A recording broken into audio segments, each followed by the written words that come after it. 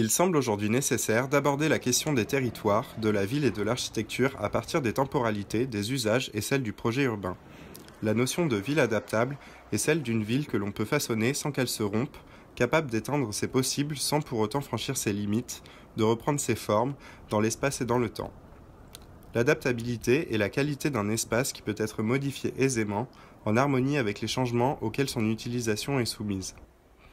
Cette question d'adaptabilité urbano-architecturale peut nous permettre de mieux comprendre les enjeux et les actions menées à Marseille sur le quartier de la Joliette et à travers les programmes Euroméditerranée 1 et 2. Il est question ici d'explorer dans ses rapports à l'espace en rendant la ville résiliente et adaptable.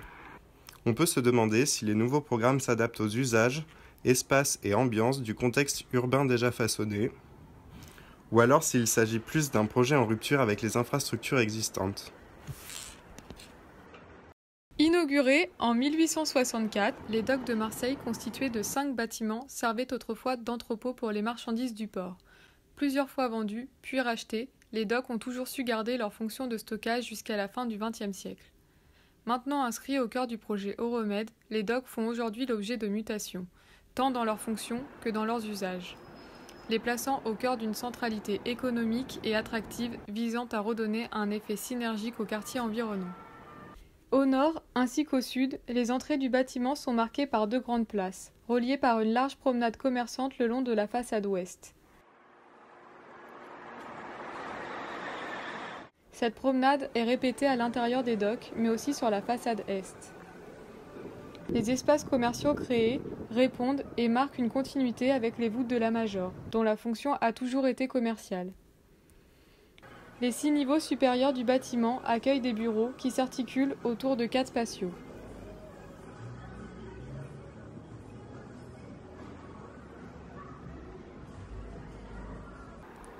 Cette nouvelle façon d'habiter le bâtiment, de manière moins monofonctionnelle, a permis de repenser les potentialités du site à partir des différents cycles de vie de l'environnement, dans l'objectif de renforcer les liens avec l'espace urbain, la ville et le territoire. À une plus grande échelle que celle du bâtiment des docks, le programme Euroméditerranée se compose d'unités autonomes mais interliées. À terme, cette stratégie globale vise à retisser les liens entre les différents espaces. En effet, la ville ne doit pas être considérée comme un espace figé, mais comme une entité en mouvement, en développant un urbanisme sensible, permettant d'utiliser différents lieux à différents moments en repensant la qualité de ces espaces dans cette perspective. Barrière physique et visuelle, l'ancienne passerelle de la Joliette agissait comme une frontière entre le grand paysage et la ville. Sa destruction en 2002 a permis au quartier de s'offrir une nouvelle image et une nouvelle qualité de vie perdue au cours du XXe siècle. Comme nous pouvons le voir en image, l'enfouissement de cet axe routier a permis d'adoucir la barrière visuelle entre la ville et le grand paysage. Néanmoins, une limite physique persiste puisqu'une route a été conservée pour faciliter l'accès au port. Malgré cette contrainte, un espace piéton et arboré a été créé et est mis à distance des flux routiers par des aménagements paysagers. Cette balade dessert différents lieux culturels et commerciaux, tels que le Silo, le J1 ou encore le Mucem. Ce système permet de maximiser les interactions entre les individus. Une ville attractive qui se développe et où l'on se sent bien est un territoire organisé où les individus se rencontrent et échangent. La question de l'intensité urbaine et de la rencontre est essentielle.